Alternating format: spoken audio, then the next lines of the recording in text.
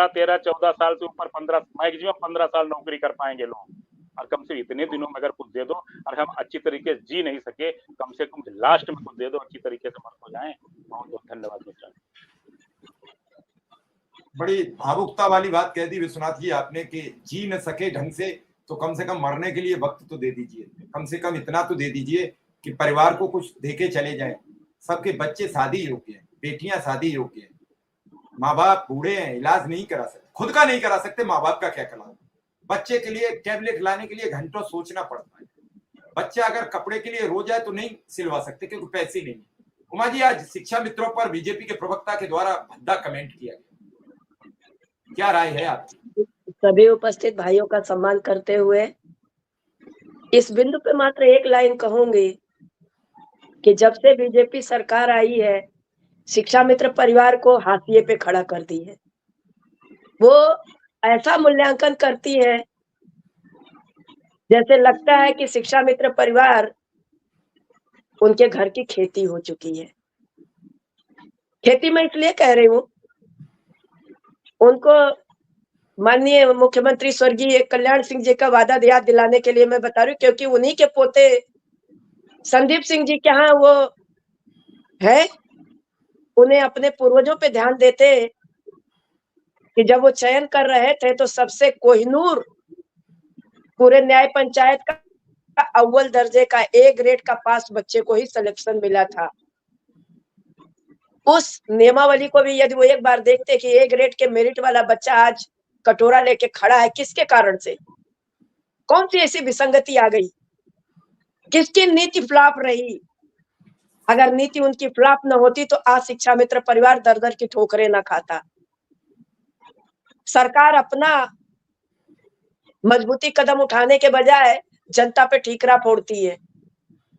अपनी नीति को सही रखने के बजाय जनता के उसके हाल पे छोड़ना पसंद करती है, क्योंकि उन्हें पता है कि 5 साल हम रहेंगे, 5 साल के बाद जाने कौन आएगा, जो आएगा वो दंश झेलेगा, तब तक तो हम जाने कहाँ जाएंगे।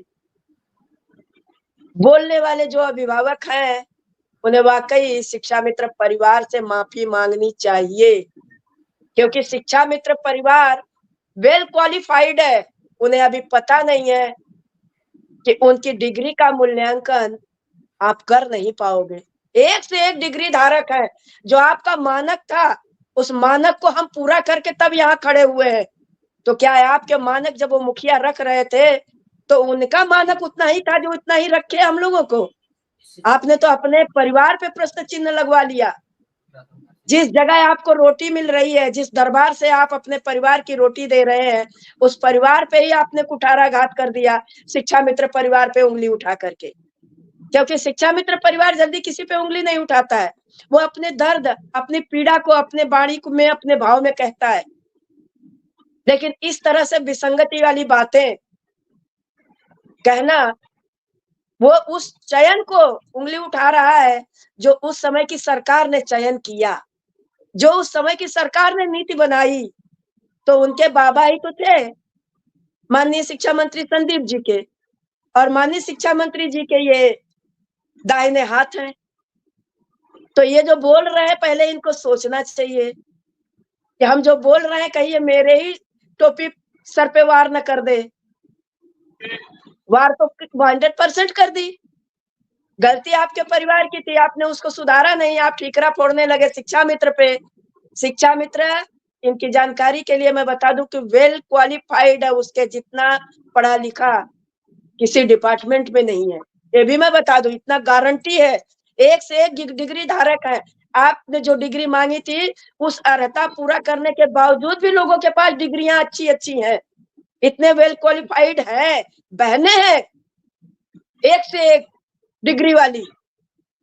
तो आप इस बाड़ी को पुनः वापस ले लीजिए, ये शायद आपके लिए अच्छा होगा, बीजेपी सरकार के लिए भी अच्छा होगा कि बीजेपी सरकार सबका मूल्यांकन करती है, अपने परिवार का मूल्यांकन नहीं करती है। मैं अभी जरा सा पीछे जाऊं, भाई अभी कह रहे थे कि वो पदयात्रा की है। वाकई जनमानस यदि जाग जाए तो हमको आपको ज्यादा मेहनत नहीं करनी पड़ती।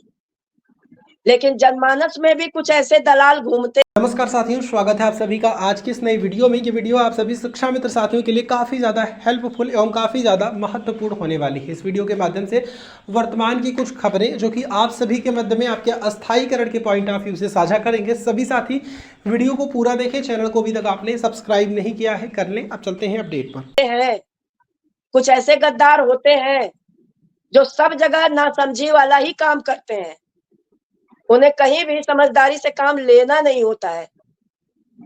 तो वो दंश सभी के परिवार के साथ है। हमारा भी परिवार उसी दंश में आज मौत के मुंह में खड़ा है। और मैं कहूंगी कि उनको फिर से अपनी बोले हुए जुबान पे माफी मांगना चाहिए। जनता के समक्ष उन्हें स्वीकार करना चाहिए कि माननीय कल्याण सिंह ने जो गलती की है, उस गलती को हम शिक्षा मित्र के सर पे ठीकरा नहीं फोड़ सकते।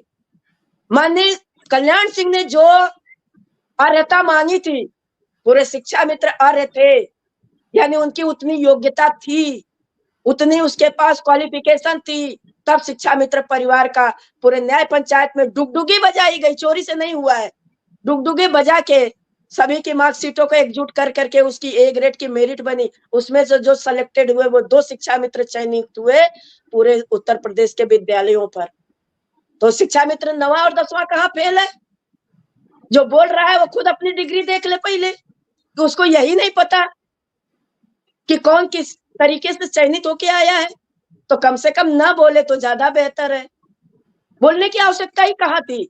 लेकिन इनके यहाँ शुमार है बोलने वालों की, धमकाने वालों की, काम को खाली घुमा घुमा के गोल गोल बोलने की, कोरे आश्वासन देने वालों की इनके यहाँ शुमार लाइनें लगी हैं। तो अपनी शुमारी तो ये सुशोभित कर ही रहे हैं, वैसे ही ये सबको सुशोभित करना चाह रहे हैं कि सभी अयोग्य ही है। इनको पता नहीं है कि अगर आप अयोग्यता आज हमको कह रहे हैं तो आपके मंत्री स्वर्गीय कल्याण सिंह जी क्या अयोग्य थे उस समय के बीजेपी पार्टी में?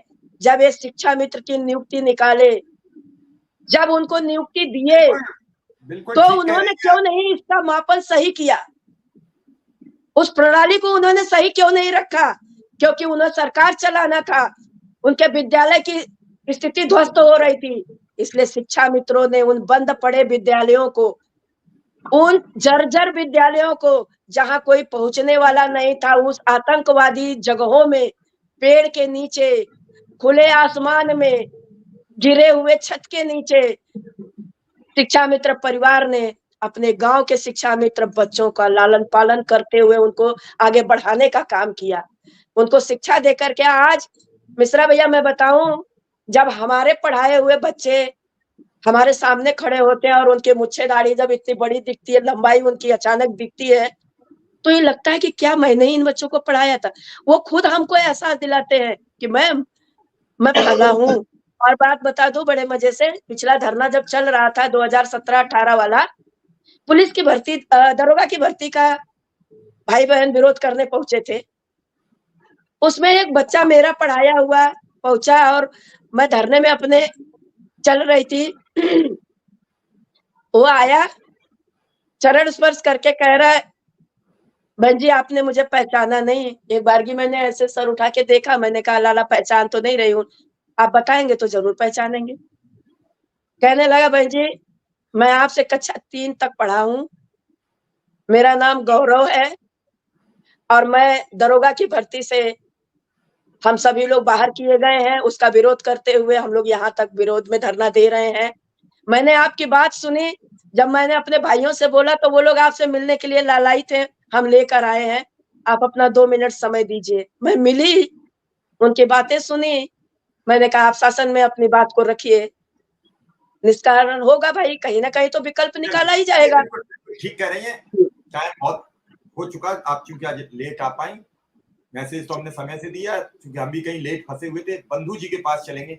बंधु जी, बेसिक शिक्षा विभाग को बचा लीजिए, देश तो पूरा खतरे में है, लेकिन अब सरकार पूरी तरीके से दंडवत है। अगर आपने पहले जैसा आप प्रयास कर लिया तो पेंशन भी मिलेगी। बंधु जी, अब सरकार दंडवत भूमिका में, अब तो जो राहुल बोलते हैं वही सरकार करती है, अब जो अखिलेश सवाल करते हैं वही सरकार करती है। आज फिर साबित हुआ जब लेटरल एंट्री वापस ली गई, ब्रॉडकास्ट बिल वापस लिया गया, वक्फ बिल वापस लिया, एक भी